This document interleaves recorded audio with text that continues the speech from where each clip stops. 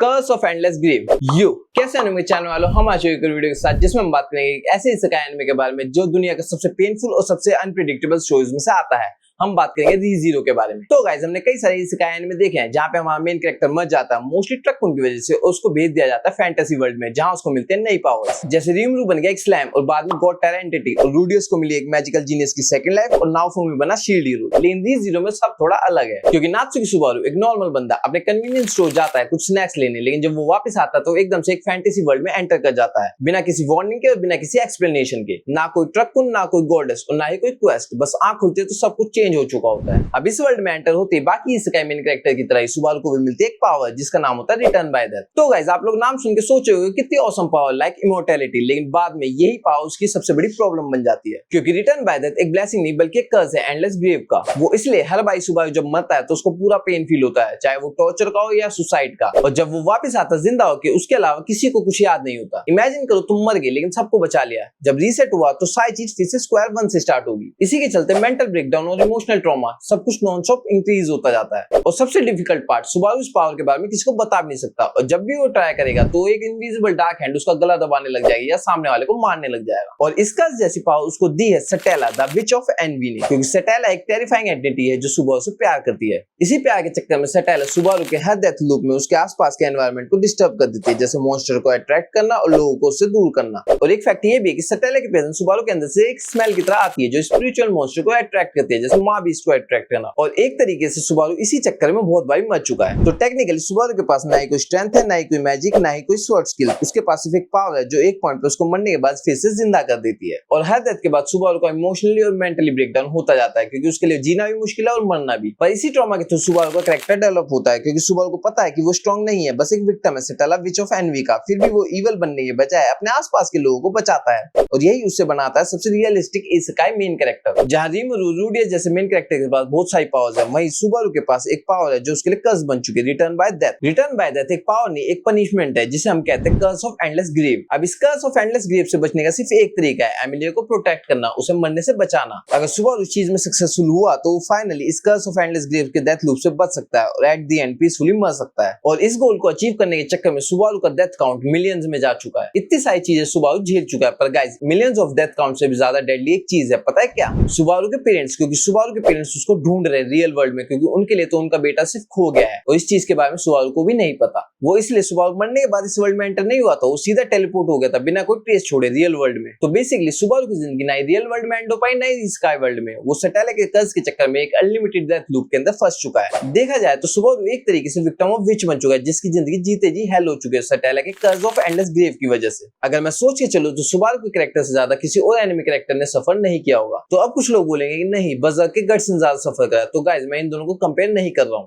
बस आप लोग एज एग्जांपल खुद समझो कि अपने फ्रेंड्स को एक बार मरते हुए देखने में और बार बार मरते हुए देखने में बहुत बड़ा डिफरेंस है। तो गाइस, मेरी वीडियो यहीं एंड होती है। अगर आपको मेरी वीडियो अच्छी लगे तो मेरी वीडियो को लाइक करें और आप कमेंट करके बताना कि आपके हिसाब से कौन से एनिमे कैरेक्टर ने सुबारू से ज्यादा सफर किया है, और ऐसी वीडियो के लिए मेरे चैनल को सब्सक्राइब करें। बाय।